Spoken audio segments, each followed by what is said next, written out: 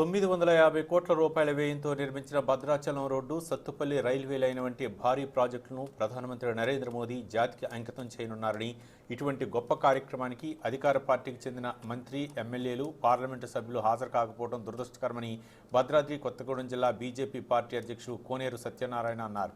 కేసీఆర్ విధిల్చే ఎంగిలి మెతుకుల కోసం CPI, CPM పార్టీల నేతలు అధికార పార్టీకి తొత్తులుగా మారి అభివృద్ధిని అడ్డుకోవడం దురదృష్టకరమని, వీరికి ప్రజలు తగిన గుణపాఠం చెబుతారంటున్న భద్రాద్రి కొత్తగూడెం జిల్లా బీజేపీ పార్టీ అధ్యక్షుడు కోనేరు సత్యనారాయణతో మా ప్రతినిధి అయ్యప్ప ఫేస్ టు ఫేస్.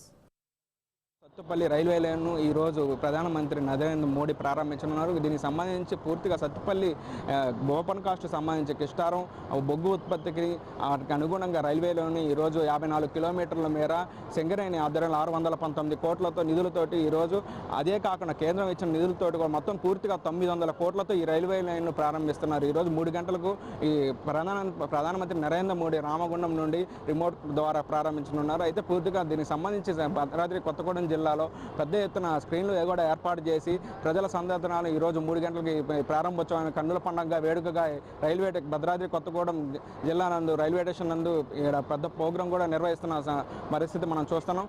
ప్రస్తుతం మనతో పాటు మాట్లాడడానికి భద్రాద్రి కొత్తగూడెం జిల్లా అధ్యక్షుడు కోనేరు సత్యనారాయణ మనతో పాటు ఉన్నారు. అడిగి తెలుసుకునే ప్రయత్నం చేద్దాం. సార్ చెప్పండి, ఈరోజు పెద్ద ఎత్తున ఈ ప్రోగ్రాంకి సంబంధించి 900 కోట్ల నిధులతో ఏదో కేంద్రం సంబంధించి ఇటు సింగరేణి ఆధ్వర్యంలో కూడా నిధులు కేటాయించి 54 కిలోమీటర్లు ఏదైతే సత్తుపల్లికి సంబంధించి బొగ్గు ఉత్పత్తిని తరలించే విధంగా ఈ రైల్వే లైన్ను ప్రారంభిస్తున్నారు ప్రధానమంత్రి. ఎంతో ప్రతిష్టాత్మకంగా చేపట్టిన వీటి గురించి మీరేమంటారు? సింగరేణి సంస్థ ఇక్కడ నుంచి సత్తుపల్లి నుంచి కోల్ని తీసుకురావాలా లారీల ద్వారా అంటే చాలా వేగం అవుతుంది. అదేవిధంగా రోడ్లు పాడవుతూ ఉన్నాయి, యాక్సిడెంట్లు అవుతున్నాయని చెప్పి కేంద్ర ప్రభుత్వానికి లేఖ రాస్తే కేంద్ర ప్రభుత్వం ఆ డబ్బులు శాంక్షన్ చేసి మొత్తం 1000 కోట్లు అవుతుంది అనుకున్న దానికి 600 చిల్లర కోట్లు మన సింగరేణి ఇస్తుంది. మిగతా రైల్వే శాఖ బరాయిచ్చి ఇది పూర్తి చేశాం.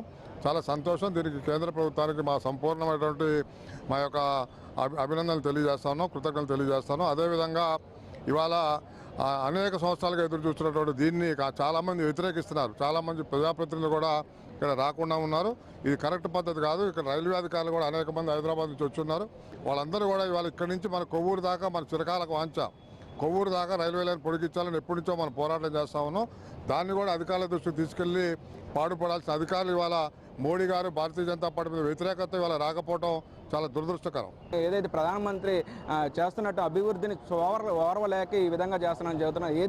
ఏమైనప్పటికీ చూస్తున్నట్టయితే కేంద్రం కావచ్చు, ఇటు సింగరేణి వ్యవస్థ కావచ్చు, మొత్తం కలిపి 900 కోట్ల నిధులతోటి భారీ ఎత్తున ఈ రైల్వే ప్రాజెక్టును ఏర్పాటు చేసి రానున్న రోజులు కూడా కొవ్వూరుకు కూడా కలిపే మార్గం కూడా ఇప్పటికే ప్రతిపాదనలు పంపించామని చెబుతున్న పరిస్థితి ఉంది. అయితే ఈ ప్యాసింజర్ రైలు రావడంతో ప్రజల సమస్యలు పూర్తిగా తీరుతాయని ఇప్పటికే కూడా సత్తుపల్లి నుండి భద్రాచలం రోడ్డు కావచ్చు, ఇక్కడ భారీ ఎత్తున పెద్ద ఎత్తున స్క్రీన్లు కూడా ఏర్పాట్లు చేసి కూడా ప్రజల సందర్శనం 3 గంటలకి ఈ ప్రోగ్రాన్ని ప్రారంభించనున్నారు. కెమెరామెన్ బాబుతో అయ్యప్ప, భద్రాద్రి కొత్తగూడెం జిల్లా.